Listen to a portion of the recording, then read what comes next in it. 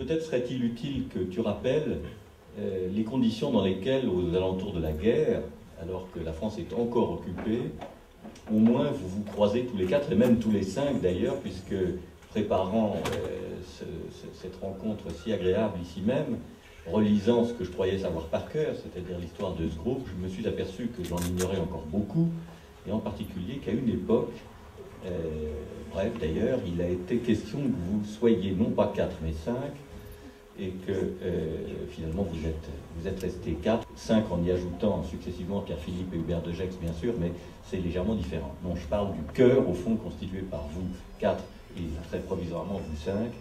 Peut-être serait-il utile que tu nous rappelles ces circonstances, étant entendu qu'on va rythmer ces échanges de quelques mesures d'un certain nombre des chansons les plus significatives des frères Jacques, et Dieu sait que le choix est colossal, puisque vous en avez travaillé 150, 200, enregistré 150, travaillé 300, qu'on a envie de tout réentendre. Je suis sûr que vous êtes comme moi, et que immédiatement 15 titres, 20 titres, 30 titres vous viennent à l'esprit, qu'on a envie de les réentendre. Ce qu'on fera sans doute, c'est d'en entendre quelques mesures de manière à élargir le cercle de ces chansons le plus largement possible. Revenons donc en arrière, nous sommes dans les années de l'extrême fin de la guerre. Comment se fait-il que vous vous rencontriez?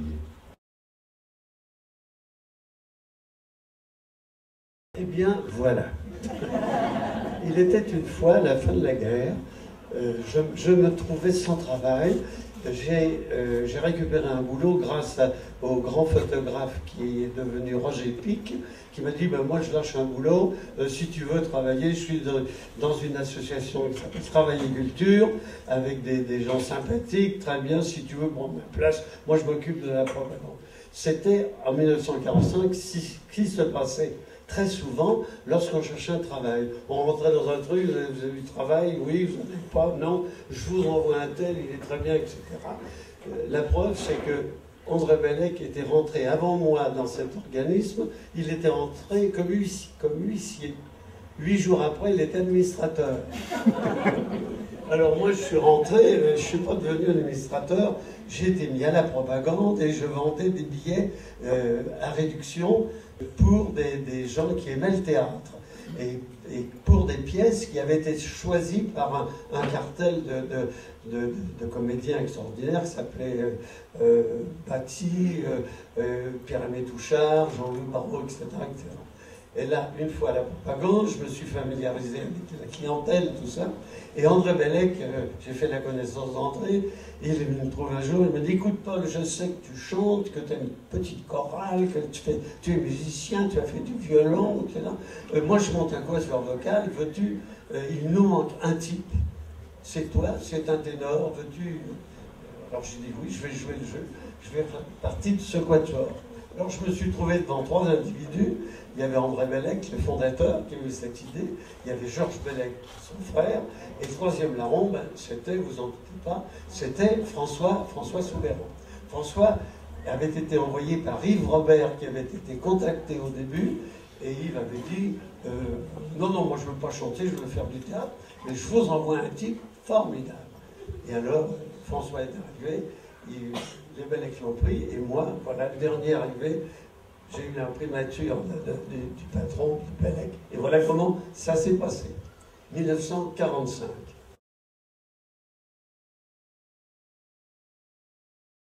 J'ai lu quelque part que votre première apparition publique en tant que groupe date très exactement du 14 juillet 1945, où, ai-je lu, vous chantez dans les jardins du Palais Royal, concert qui aurait été enregistré par la radio de l'époque, qui s'appelait encore, non pas l'ORTF, ni même la RTF, mais la RDF, n'est-ce pas Pierre, en 1945, sauf erreur, c'était encore la RDF. Donc vous chantez en public le 14 juillet 1945? Oui, tout apeuré, tout timide. Bon, on s'est présenté comme ça dans les jardins du Palais Royal, je crois. Oui. Et puis voilà, je me souviens plus comment ça s'est passé, enfin. On a fait notre prestation, on est reparti en vitesse. Au revoir, monsieur, dames, on est parti.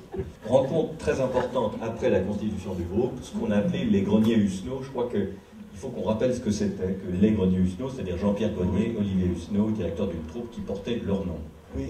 Alors après le Palais Royal, on a fait quelques petits galas, on a répété quelques chansons qui n'étaient pas de ce répertoire-là, mais qui étaient des chansons de folklore, des chansons... on chantait tout ce qui nous passait sous la main et qui était harmonisé à 4 voix. Alors si bien qu'on chantait aussi bien le Bonnet Jésus de Palestrina, la Vévérum, que des chansons de folklore, etc., des chansons grivoises. Oui. Excusez du peu, hein, c'était même notre spécialité au début. C'est là-dessus qu'on s'est fait les dents, en tout cas, ça nous a bien rendu service. Et puis, on a fait quelques galas, on a remplacé les quatre barbus qui s'appelaient les Compliens de la chanson dans une pièce qui s'appelait Les Gueux au paradis. Ce qui nous a mis les pieds pour la première fois sur le sol de la Comédie des Champs-Élysées. Après ça, on a cherché du boulot, et Grenier Snow, ce sont 2 animateurs qui avaient formé une troupe et qui sont venus nous trouver, qui nous ont dit voilà, on forme une troupe de comédiens, jeunes comédiens, la recette, on ne mange pas la recette, hein, chacun touchera un petit peu, celui qui a un enfant touchera un peu plus que celui qui n'en a pas, celui qui a 2 enfants touchera un peu. Voilà le social à cette époque-là. Et puis, on a accepté de faire partie de la compagnie qui devait comprendre des comédiens, jeunes comédiens, des mimes, et des musiciens éventuels et des chanteurs. Alors, on a commencé dans une chose qui s'appelait Orientueur, qui avait beaucoup de succès, dans lequel il y avait un quatuor vocal.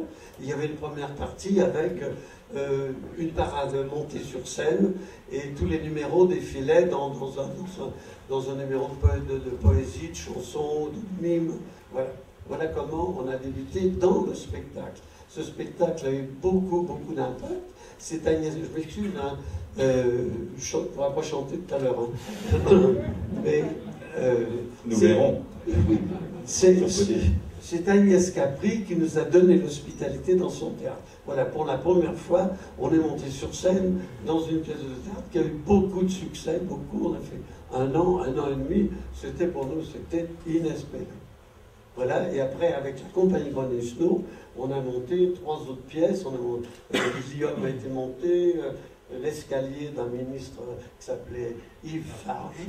Et puis, on a monté les courtelines, les gaietés de l'escadron, avec des personnalités, avec Michel Piccoli, avec, je sais pas, enfin, d'autres gens également. Et puis, voilà. Et une fois que ça s'est terminé chez Grenier Snow, depuis plusieurs années, on les a quittés pour voler de nos propres ailes, pour faire du cabaret, du musical, etc. C'est de l'époque de Grenier Snow que remonte votre tenue, votre costume, conçu par Jean-Denis Malclès. Oui. Par ailleurs, comme on sait, décorateur de à peu près toutes les pièces de Jean Anouilh, monté par lui-même d'ailleurs. Jean-Denis Malclès a l'idée de ce juste au corps, de ce collant noir, le chapeau aussi. C'est aussi l'époque où vous recrutez Pierre-Philippe et où Yves Robert travaille avec. C'est 3 noms propres importants dans votre carrière. Oui, Yves Robert, qui était un peu la vedette masculine, avec Rosy Vart dans cette compagnie. Jean-Denis Malclès a dessiné nos costumes en même temps que tous ceux de la troupe. Il avait habillé toute la troupe en collant.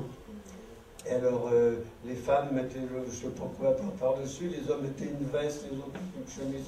Nous, les habillons en collant, du haut en bas. Et puis, on a mis des chapeaux pour raconter tout ça. Et Yves Robert était la vedette d'Orientueur. Voilà comment ça s'est passé. Ce costume, on a eu du mal à l'adopter parce que c'était juste au corps, on était serré, ça faisait voir un peu les parties de nos corps, tout ça. Voilà, il a fallu trouver un accessoire pour amoindrir ça, et on a cherché longtemps, on était dans les cabarets, on était à 1,50 m des gens, les femmes faisaient... Alors, un jour on a cherché, on était embêtés, il y a des trapézistes qu'on connaissait, ils ont dit, bah, nous, faites comme nous, au trapèze, nous, on est forcé d'avoir une taille, alors ça, ne laissez rien voir, il faut que rien ne dépasse. Acheter des trousses de danseurs. Alors on a acheté des trousses de danseurs qui nous ont comprimé tout ça. Et voilà comment on a pu participer. Mais je veux dire qu'il y a eu quand même quelques réflexions. Quand on est allé en Belgique, il y a eu des choses, ils étaient très prudes, les Belges, à l'ancienne Belgique, il y a eu des réclamations, et je me suis aperçu que les petits-enfants qui disaient à leur mère, oh, pourquoi ils ont des boules comme ça? J'étais gêné. Alors le directeur était prévenu, on a parlé avec lui, et moi j'ai trouvé la chose, c'est qu'on était éclairé que par le haut. Ce qui faisait des ombres. Alors il a fallu mettre des spots dans la rampe, etc. Le directeur, il est venu, excusez-moi l'expression, mais il nous a dit, vous pouvez pas faire quelque chose, quoi. Attachez ça en dessous, faites quelque chose. Alors on a trouvé le coup des ombres, et puis voilà la trousse de danseur. Après, on était exonérés de tout. C'est les petits gags du début de la carrière, ça. Puis il y en a eu d'autres.